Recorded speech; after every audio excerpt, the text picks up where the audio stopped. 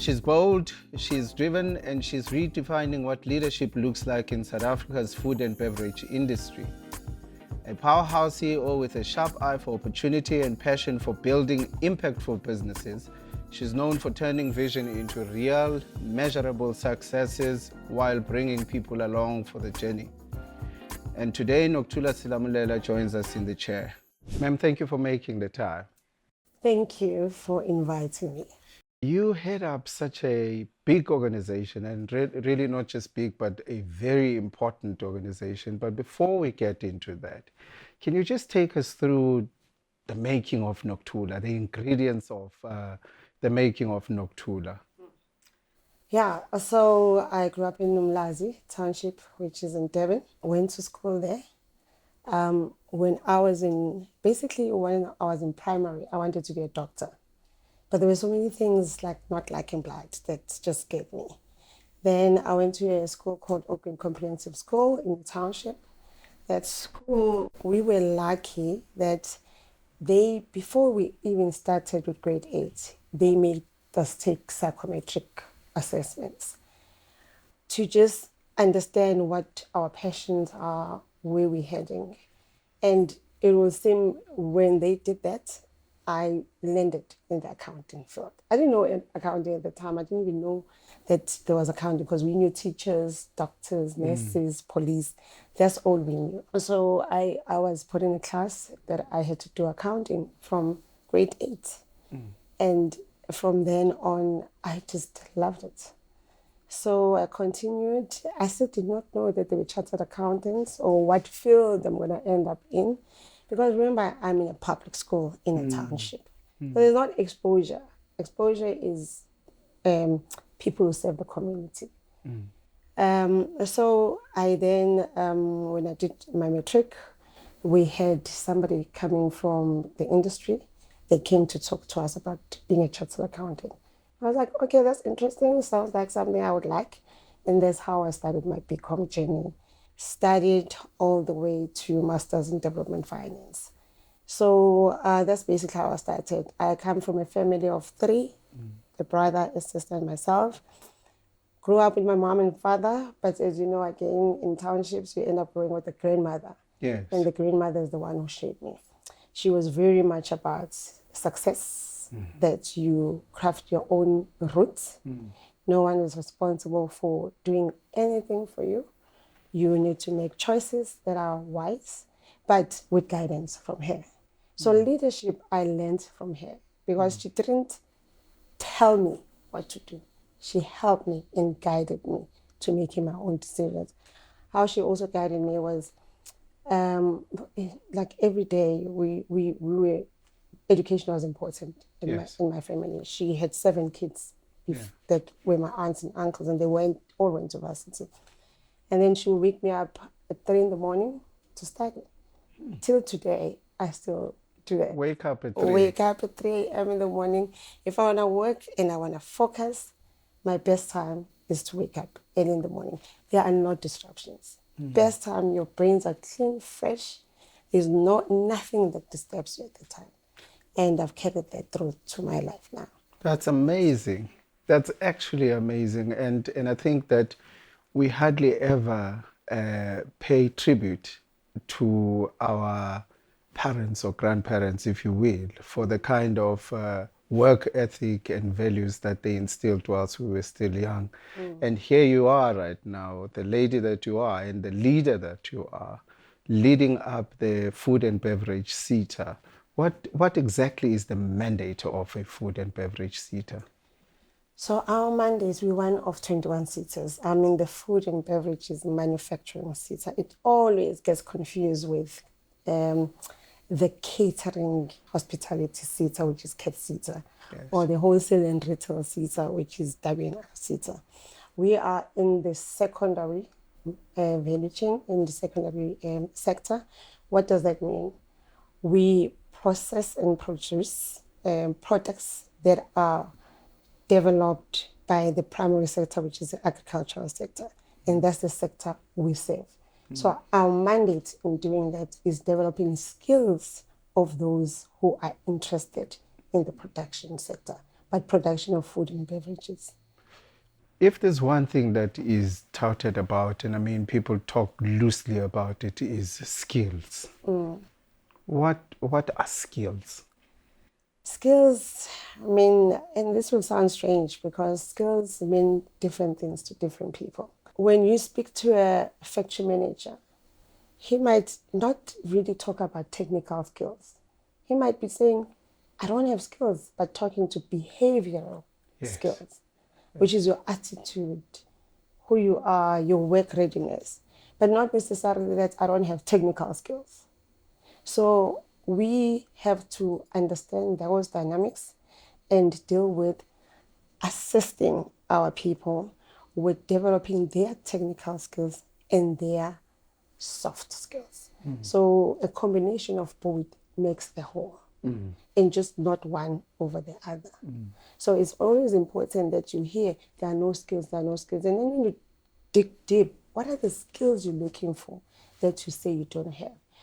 Most of the time in the environment I serve, they are mostly soft skills. Right. So would you equate skills to employability? Facilitation of employability. Yes. Because you do need some type of skill for you to be employed. Yes. And we are always blamed for lack or fact that there is no employment. Yes. But that's the industry responsibility. Our responsibility is to ensure that we then upskill our people or provide the skills that they will require for them to be able to be employed. Whether that's technical skills or soft skills, or a combination of both. Universities, TVETs are responsible for the occupational programs. So your hard skills, where you're looking at engineers, accountants, we then come in with augmenting that with what the industry really, really needs. Yeah. So when you look at it, I mean, this is such an important intervention, skills development. Are you government funded? We are not government funded, even though the money comes from government. We get money from the sector. So we get 1% of the skills development levy that is channeled through Department of Higher Education and Training, and then comes to Food Bev CETA at 80%, and then the 20% goes to National Skills Fund. So it's 1% of payroll of companies. So in essence, it would be those companies that are in the industry or in the sector that you are servicing. Is that correct? Correct. And how do you make sure that you account, because you have to go back to these companies and account for the monies, that 1% that they contribute towards skills development? How does that work? That is why we're supposed to prepare our financial statements and our annual reports and have AGMs, which is the annual general meeting, where we account to them in terms of how have we performed as a SETA in what they have asked us to develop skills in. So how it works is that initially we open windows and say, tell us what you need. Tell us what type of skills you need. Complete this form. Once you've completed this form, then we dissect it, analyze it, augment it with industry understanding. We engage with the industry just to understand now what you've written here is really what you need. Once that is done, we then develop what is called a sector skills plan, which then tells us what are the skills that the sector needs. We can't do this without going to the sector. After doing that, and what are the priority areas that we must focus on as a SETA? The minute we get that information, then we open funding windows for application for grants. Grants from the sector. The sector then says, I want to train so many people that are employed, and I want to train so many people that are unemployed. And once that happens, we provide the funding, we provide the grants, and then we ask them to just account to us by giving us the results and complete these winners. as we do that, that money is in and out of our books. And then we prepare financials, because financials then tell a story. Where is the money? How was it spent? Was it spent for the purposes it's meant to? And then we get audited by Auditor General. That's how we communicate. And then communication is through the annual general meeting, where we then go and account to our stakeholders. That's very interesting because, I mean, for whatever reason, I mean, seaters, not just only Foodbev seater, but I mean, the other 21 seaters or 20 seaters, for some reason or the other, they find themselves in the media for all the wrong reasons. Yes. You've managed to navigate that. You haven't found yourself as a Foodbev seater in the media for the wrong reasons. How are you doing this? That's what we never do find ourselves, because we are very accountable. There's like ownership on what we do. We ensure that we've got good governance, we've got a board that we're accountable to. It provides oversight in terms of what we do. It gives us strategic leadership in the things that we are doing. I've got a very strong team, a very capable team.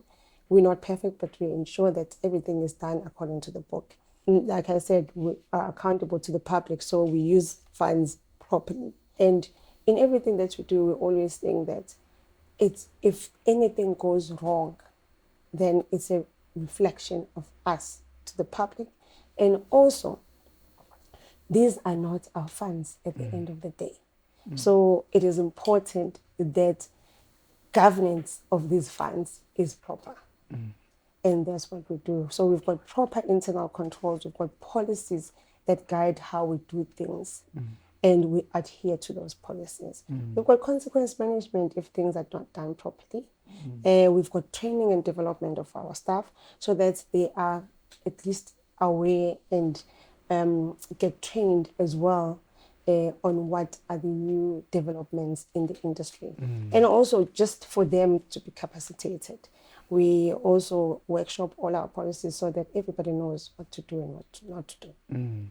So how big a team do you lead now? There's about 80 people that we have. 80 as in 80. Goodness me, that's quite big. What's your secret? How do you make sure that you actually lead them? Because for the past 5 years, if not more, you've managed to actually account for all the funds that you're getting from the sector. How do you ensure that they are aligned to your vision? So we have a culture of accountability and ownership. We make sure that everything that we do it by the book. We just recently had an ethics course where we were talking about what is an ethics dilemma. You know, people don't understand that some of the things that you do could be unethical. So we train our people in terms of understanding that you're accountable for each and every cent that comes into the bank account, because it's not ours, it's for the public. You're accountable to the students, that you need to register, complete, you need to do work with diligence. But we also allow people to make mistakes, and we allow people to do what they need to do and give guidance. So I don't say you are always wrong or you must do this. I allow people to at least engage and do things their own way, but the right way. And if there's anything that goes wrong, then we give guidance. But I lead them through engaging, and I lead them through ensuring that they are not scared to do the work and make mistakes. But once they do, they need to be transparent about it, take ownership, and be accountable. Because living by fear also is just dangerous. So I let people do what they need to do, but I give guidance in terms of what is wrong from what is right. Have you always had the knack for leadership, you think? I don't know, I can't tell, because we didn't really have a lot of leaders when I grew up. We had community leaders, but we didn't have like your CEOs, your CFOs, you know, those who lead entities. I think I was more a technocrat. I've always been an accountant, and I've always seen myself as an accountant, but I didn't jump any steps in my journey to become a CEO. So I think as I grew, then that shaped me to say, okay, I can do this. I'm able to lead people. I found myself in situations where I'm like, wow, this is a challenge. And how do I navigate myself? And then how I did that is talk to other people who've gone through the same routes as me, or others who've got better wisdom than me. My grandmother, community leaders, my mentors, the board, other people, even the people that I work with, and my friends. And quite often they say, and I don't know if there's such a thing, work-life balance. You are in a CEO position. How do you manage that? How do you navigate that? I don't know whether there's something called work-life balance. I've seen a lot of articles written about that. But I'm a mother, and I'm a Yes. wife, and Yes. I'm an aunt, a sister to a lot of people. I am also, they see me as a leader, my employees, the people that I work with. You know, it's not an easy one to say, okay, you could have this balance, because I don't know what the formula for the balance is. So it just But happens. for me, It's more, it's not by design. it's not by design. It's just literally that I do give myself time. You know, it's not as much as I would have liked to have, but I do give myself time. Go for massages. I go out with my kids. Weekends are mostly for my kids and my family. And then during the week is strictly for work. But, you know, you find yourself having to do both. Yeah. But you just navigate, you know, you make it work. Yeah. You try and make it work. It's That's, not easy though. I can imagine. That's very interesting given the fact that, I mean, the skills development space, that landscape is forever changing. And Yeah. I mean, how do you stay abreast of all the developments? You've got artificial intelligence, you've got robotics, you've got future skills, which may make what you are doing now irrelevant Irrelevant in the if future. if you don't actually catch up with this. How do you stay abreast I of all actually these read a developments? lot. You know, AI has made life easy for all of us because the information is there in the tip of your hands now. If there's something you do not know, you know, as a CEO, everybody expects you to know everything, but Yes, you never know everything. My technical skill is accounting. yes. And then somebody comes with IT issues, robotics, innovation, this. I don't know much about that. But you have to read, you have to research. That's what we're very strong in as a CETA. We do a lot of research. And this research tells us what is the changing world of work. And as we understand the changing world of work, then we need to now adapt and say, what are the programs that we're going to then focus on for us to then ensure that we are abreast of the changing world of work. As it is right now, would you say that South Africa, especially young people, have a huge lack of skills? There's a huge lack of skills. That's why they are not absorbable into the employment. I'll go back to what is skills to those who are saying it's a huge lack of skill. Yeah. Are they talking about technical skills? Yeah. Are they, because if they're talking about technical skills, then we will not have so many educated, qualified people that are unemployed. Yeah. Are they talking about behavioral skills? Are they talking about that they're not ready for the world of work? Yeah. So I would say, in my opinion, what I've seen is that they're not necessarily ready for the world of work. So we need to put more emphasis in assisting our young people, educated, not educated, with getting ready for work. What does that mean, though? Getting ready for the world You of need work. to behavior at work. Yeah. You know, That basic. the basic, extremely basic things: how to behave at work, how to communicate, how to work as a team, how to work with others. Just basic things. So it's the unwritten rules. It's the unwritten rules of if some, because employers will like, but this person cannot even use your Microsoft Office, like your Word, your Excel, basic things like that. That's not end user computing, you know. But if we can put them and just understand how, because in township schools, there aren't many schools with computers. Yeah. So you firstly, if you're lucky, have a computer when you're at varsity. Yeah. If you're not maybe in the stream where you can have access to computers, then you're just doing your But who technical work. takes responsibility for that kind of development? It should be the employers.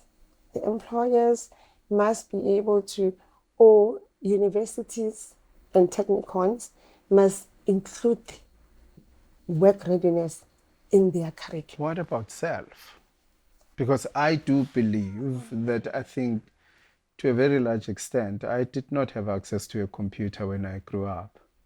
I ended up at Verts. I didn't know how to use a library, if you know what I mean. I had to navigate, and there wasn't anyone holding my hand.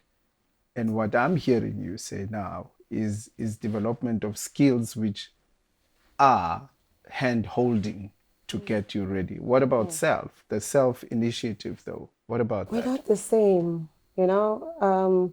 So you probably grew up in an environment that helped you be confident in self Yes. and know how to navigate. Others are not like that. Others don't have that opportunity. So when you get into an environment which is new, it becomes very difficult. Yes, self is very important, but somebody must assist you. I'm a CEO, I still have a mentor. You know, as old as I am and as qualified and experienced as I am, there is somebody else who handholds me when I need that assistance. So that's what I'm saying. Somebody must assist you. And I'm not saying I'm taking away the responsibility from self. But for you to get there, you need guidance. And then that guidance can either be incorporated in the curriculum of, it's like this thing about entrepreneurship. Yes. We expect people to wake up and be entrepreneurs Yeah. when they've never ever had access Yeah. or exposure to being an entrepreneur. Who is supposed to? But you will say, but I woke up and decided to sell amakwina. Yes. But somebody else doesn't even know what to do. Yeah. And there's fear of the unknown. So when there's that fear, somebody else must help you and guide you through that. And that's what I'm talking about. So it's either the technicals and the higher education space, can include this in this curriculum. And then after that, because they are also not in the workplace, after that, when you get into the workplace, we were lucky. I served articles, but so it was almost like a dual system.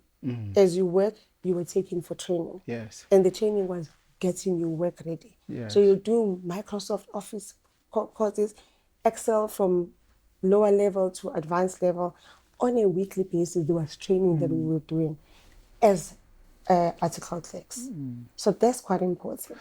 If you were to give a fair and true assessment of the impact that the CETA is making with regards to getting employees work ready or potential employees work ready, and the interventions of your programs into making them effective at work, what would your view be? Okay, my self-assessment might not be seen as objective, but I think we're doing a great job. Contrary to what the media is saying. Remember, the media will focus on 3 cities as an example that are maybe not being governed properly or not doing what they're supposed to do, Yes. and make that 21 cities. Yes. In my opinion, a lot of cities are doing great. We go to the employers. We communicate with the employers. We engage the employers in developing the skills plans that they want. The employers are the ones who apply for the skills that we find. We don't wake up and say, okay, this is what I want. Yeah. The employers will say, you know what, right now, what is topical? Green skills. Yeah. What can we do together to develop our people on these type of skills? Yeah. Then we will put funding towards that. Yeah. So it gets very bizarre to us when people say, but cities are not effective or valuable. Well, that's the question, to say, okay, can we quantify that effectiveness? Can we actually sit here and say, okay, I have proof that the CETA contributed towards 80%, if you will, if there's such a number, in the development of employees or would-be employees? I think what we are weak in is not telling our stories. Yes. And developing papers. Because you're talking about real facts. Yes. And we know our real facts through the annual reports that we develop and then we share with our stakeholders. Yeah. We have trained so many people have been absorbed by the industry because these people are trained by the industry for the industry. Yes. And the absorption requirement is that the industry, once they're trained, they will absorb them because they said they want to train them, right? But as we know, the industry can't absorb everybody that they train. So others, we train them not just for employment, but for entrepreneurship. And there's a lot of that. According to us, we've trained, we did a research and almost 54% of the people that we've trained get absorbed in the industry. Fantastic. And then others then start their own businesses. So we train them on, not train, because we are not the trainers. Yes. So I must just correct that. Yes. Sitters do not train. Sitters facilitate the training of our people. So when we facilitate that through different training providers or mostly through the industry. Yes. And to me, we've been successful, and based on the numbers that we have produced in terms of what we have given to the sector to our annual reports. Right. But I think what is important is to do like a proper research of the impact. Right. We've done an impact in our sector only. Yes. So I think we need a sector-wide Yes. impact research report, which is something that we haven't done. So I think that's what we need to do, to tell our story in numbers. Yeah, absolutely. I agree with that. What is the biggest criticism that you would get from the sector? That we're not skilling for what the sector needs, Okay. which is Bizarre. an anomaly. Yeah. Because we actually fund what the sector asks for. But it's the sector that informs the programs, correct? The sector that informs the programs. So what we have also picked up from the research that we've done is that the sector says it's not everything that needs training that will be recorded as training according to what the sector needs. Remember, the sector says, if I give you R1, tell me what you've done with this R1. Yes. They're saying a lot of training is done on the job. Yeah. And that's why they are pushing for this increase in mandatory grants. Yeah. And then I say, okay, good enough, on-the-job training happens. But what does the person get with this on-the-job except being good in the job that they're doing at that point? Yeah. How is it portable? Yeah. And how do I value it for know that there's a return on the investment that you've made by giving you money? Do you find that the even the partners that you have in the sector do not understand skills development themselves, and they are paying this skills development levy as a grudge purchase? Yes. Gradually they pay. Yes. What we've done is we do a lot of workshops where we are capacitating them with how can we work together, as an example.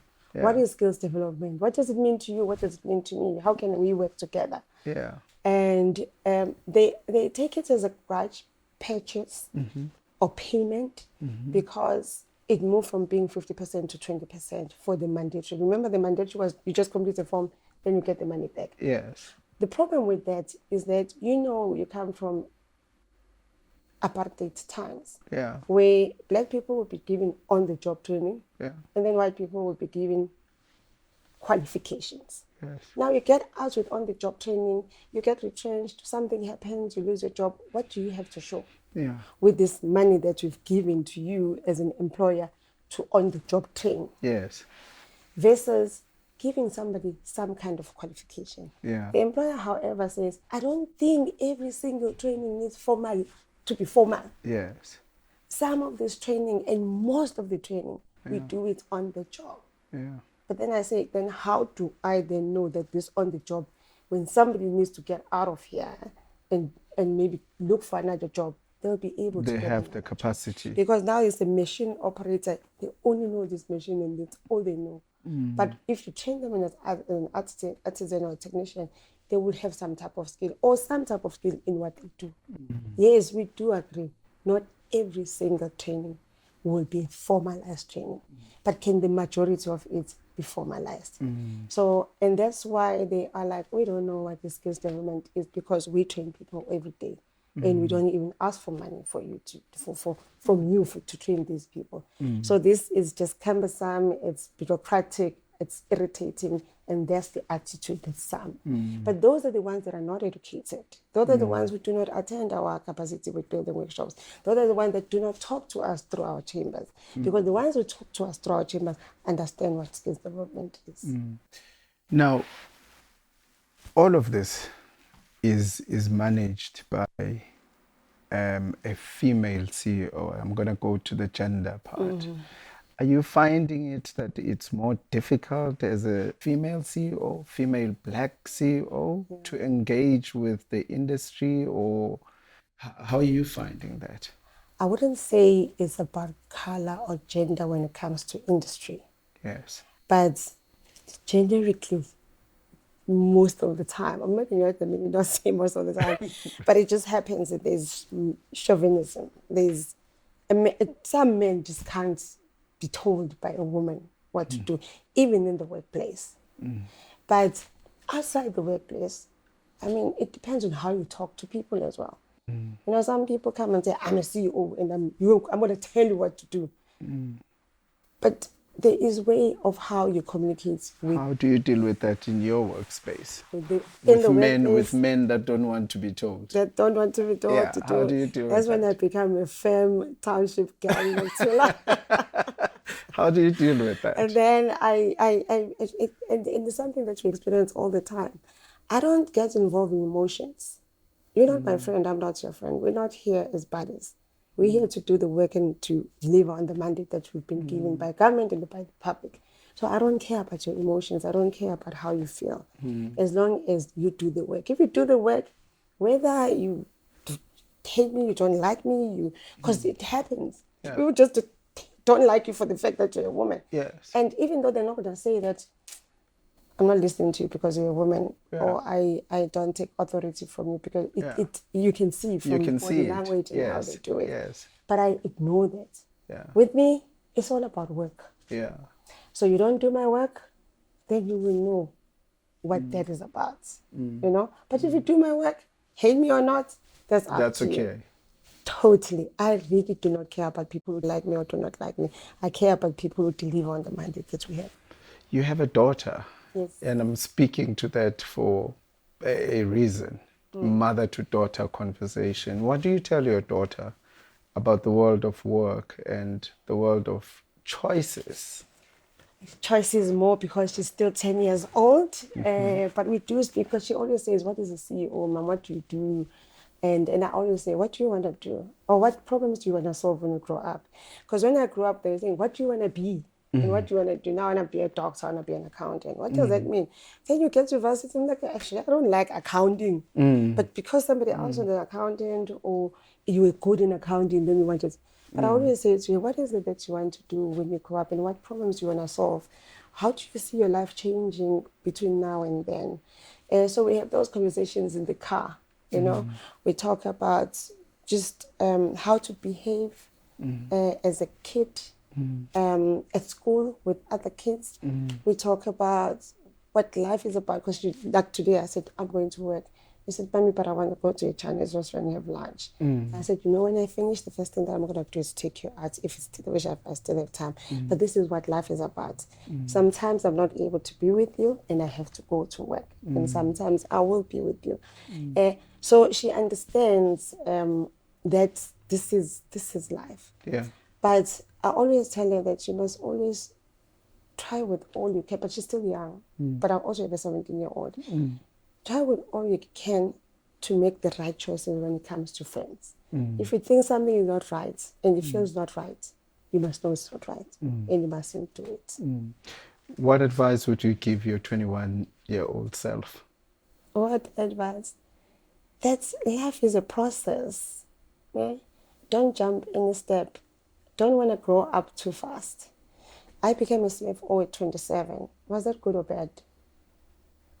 Maybe it was good for the money, but I was still wet behind the ears. You know, the things I've learned between the 27-year-old self of me when I went to Cape Town, not knowing everybody, and me now, vast difference. And it's a process. I was just lucky that I finished when I was too young. So by the time I was 27, I had 7 years of work. So I served articles, and then I first became a trainee accountant. Then I became a senior accountant at Vodacom. Then I got promoted a year later and became the finance manager, and then became a senior finance manager within that period. And then I got an opportunity to go to Cape Town to become a CFO. Would I be a CFO 27 years old now? I don't think so. It's a lot of responsibility for a young person. You have to make decisions that affect organizations. You have to be agile. You have to know how to lead people that are much, much older than you. You must also have fun. You're And young. I also have to have fun, which young. I did. You're young. That's the fact. Yeah. I mean, you can't jump into a Such stage. a big role, Yes. you know, and yeah, that told me. And then after I came back to Joburg, I went to Cape, I came back to Joburg, continued PSFO. It was good because I got taught to be an executive at an early age. But what I did not get an opportunity of is to have a mentor and a coach that can help me navigate this world I'm in now at such an early age. So I will tell my daughter that you need to have that person, whether it's your mother, whether it's somebody that you look up to, who will help you with the journey that you live as you grow into leadership. I'm here for her because I live this life. But if I were not there, that's what I always say. Look up to people that are better than you, that have got more wisdom than you. And where to for you? Where to now? Retirement. Again, retiring so early. I'm kidding. I love the space I'm in. If I was not a CEO of a city, I would still be involved in development of people's skills, and more so on the work readiness side. There's a huge gap in the work readiness because the industry does not have time. I would say time and I don't want to say money. It's just time. It's time that they don't have to handhold these young people and help them to get work ready. But you know what so we I need think? you need to close that gap for them. Yeah. Because they want a ready-made person. Yeah. But how do you get a ready-made person who comes from varsity? Well, I mean, that's the point of going to varsity, isn't it? Varsity, we went to study. Well, you go to varsity to acquire skills. It's meant to be skills. Technical So skills. no, I don't know if I agree with you. See, it's technical skills, yes, by understanding your competencies, right? And your work kind of chosen career, understanding that. But I think it's bigger than that because you get to interact, to socialize, to manage, albeit in an indirect manner. Whether you're in a team, in sports, or whatever the case may be, by the time you get to, there's certain things I can't teach you at work, which I expect you to already come with. I like the way that you said expect, and I expect you to. Yes. So why is the industry crying about the type of young people that they're getting right now? Yeah. They come from university. You're Yes. saying that the university and the environment within the university must teach you this. Yes. But they get there, they don't have those skills. Yeah. You see that every day. You know it. You've seen it. We understand it. I'm a big believer on initiative, self development. Yeah. There is. Good for you. But a lot of our young people are not self-developed. Or do they even have the capability? Hence, I say and I'm talking people do not have exposure.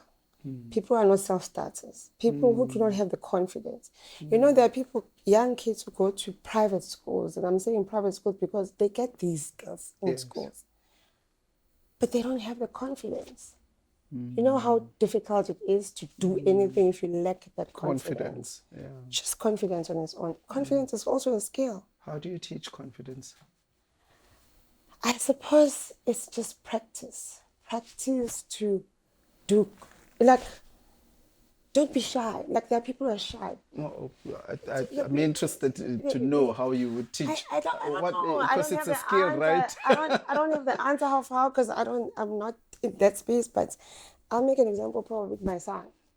Because I live that. I know it. He is socially anxious and introvert. An introvert, yeah. He never speaks to anyone. And when you look at him, it's lack of confidence. And I'm a mother, and I'm an extrovert, and I'm confident, but I didn't go into it. Yeah. Now, how do I help him? I take him to social events. I try and expose him to people. So it's exposure most of the time. Yeah. Confidence is an example. I wouldn't have done this probably 10 years ago. Yeah. Or maybe 5 years ago. Yeah. I used to be traumatized when I had to talk to people in front of people. Yes. Remember an accountant? I'm an accountant. Yeah. And accountants just prefer to work with numbers. We work with numbers, we sit there behind the desk. We don't talk to anyone. Yeah. But if you're talking to a marketer, if you're talking to a brand person, if you're talking to a journalist, those people talk to people all the time. Yeah. How did I then learn to be confident in engaging with people? It was practice. People put me in the deep end. They'll say, no, CEO, we're not giving you a choice. You're going to go and talk. I remember my first speech that I had to do. I was working for SwiftNet. I was a CFO at the time. I had to talk in front of people. I was shaking. My voice was shaking. My fingers were shaking. My body was shaking. The whole thing was shaking. But I still had to do it. And I had to tell myself that I've got no choice but to do this. Was I good? Was I bad? I think I was terrible. And my husband was there on that day because I think it was year-end function. And then he came back and said, my babes, you were shaking, you were there. And I knew then. But then I decided, how do I then help myself? I got people to help me. People like my team, the PR team, who have made sure that I deal and face head-on my fears of talking in public. And that's what I'm saying. So you can't just but self-develop. We take it for granted because it's a soft skill. You either shy or you're not. And in private sector, they say, but you should know this. These people should know how to use Word. These people should know that how to talk to people, how to come to work, how to behave at work. This should be embedded in them, whether from home, and that's what you say. But that's not reality. So how do we help somebody who has not been self-developed hone these? Is by doing and hand-holding them. And that's what I'm saying, that gap exists. Yeah. Because the industry does not have time. Yeah. The universities have done what they could. Who then closes this gap? And that's where we have to come in. Tula Silamulela, thank you, ma'am. Thank you for making the time. Thank you for having me. Truly appreciate it and very insightful. Thank you. I know we disagreed at some points, but it was good disagreements. Thank you so much. This was exciting to me too. Thank you. Thanks.